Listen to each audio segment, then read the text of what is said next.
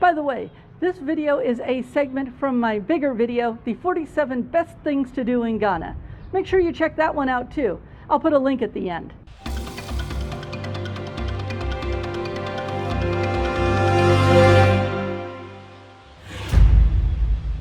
The Volta region is all about nature.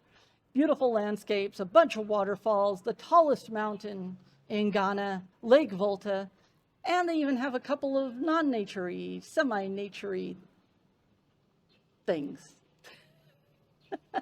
Because they actually have a monkey sanctuary, which I guess is a nature thing. And then they have a Kente village, which I already mentioned, which I'll show you too. Let's start with the waterfalls. There's Wheelie Waterfalls, Tagbo Waterfalls, Ote Waterfall has a rope canopy walkway, and a Flabo Falls. There might even be a few more in there, but those were the ones I was able to find. Of those, I hiked to Lower Wheelie Falls. And I say that because if you've watched any of my other videos, you know I'm lousy at hiking. Okay? For normal people, they say it takes about 45 minutes. It's like a 2.2 kilometer hike with a small elevation gain. The thing is, me being bad at hiking, it took me about an hour and 15 minutes. It's only 2.2 kilometers, and I'll be honest with you, on a regular street walk, I can knock that out, no problem. But on a mountain, that's another story.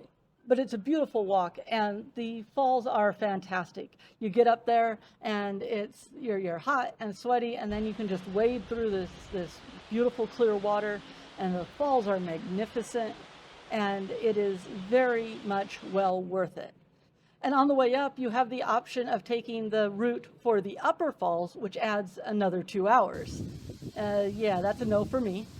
But you might want to do it because that makes you going up to the highest waterfall in West Africa.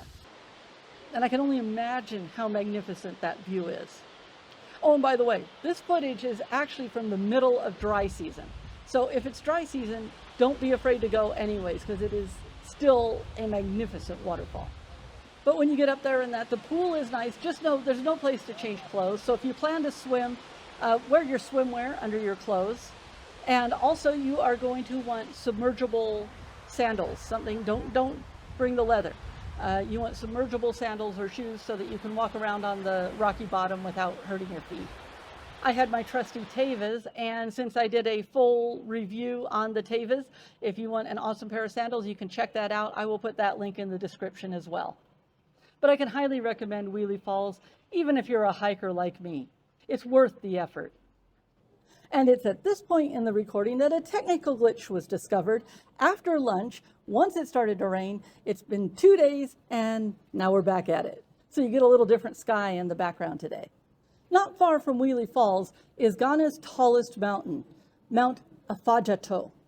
I'm working on that one. It might be Afajato. I know it's not Afajado. That's wrong. So I'm going to say Afajato, I hope. Yeah, it's just a little short drive, and you can go look at it like I did. So I am going to point at it and say, if you are a super nature mountain hiker kind of person, go for it. But it is a 4 to 5 hour hike for normal people. So, you know, for me, that needs to be no. But yeah, if you like mountain hiking and climbing and all that, you can check out Mount Afajato. And then there's another mountain, Mount Jemmy, in the area. And I understand that has some good hikes and really cool stuff going on too. Now, if you find yourself in the Volta region and you don't feel like hiking, you can go to the Tafi Atome Monkey Sanctuary. This is actually the second sanctuary I've been to where you could feed the monkeys. And the other one was in the Gambia, and I'm going to link a video because even though it's a whole other country, it was a whole lot of fun, and the video is really cool. So yeah, you can feed the monkeys, as you can see, and it's all sorts of fun. You know, there are some monkeys to be concerned about sometimes, but these aren't them.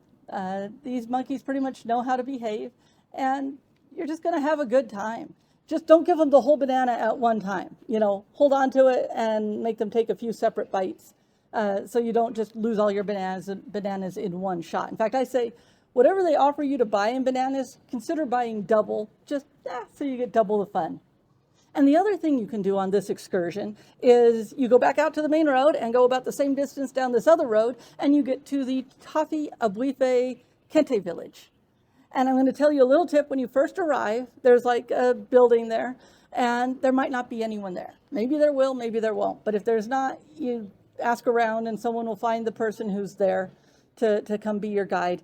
Be patient. They don't get the steady stream of tourists as they do in Bonwire. The Kente in Abdullah is Ewe patterns and colors. And the thing is, the Ewe tribe originated Kente cloth. So they will tell you their story and their history with it, and they'll show you around and give you full demonstration, and it's a great tour. The nice thing about here is that it's very low pressure. And then when you do return to where the shop was to look, they're not going to pressure you, but you know what? They're so nice.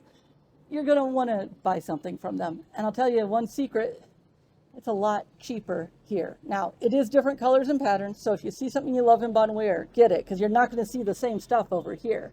But I'll let you know, the prices are a lot better in Abdullah than in Bonwire.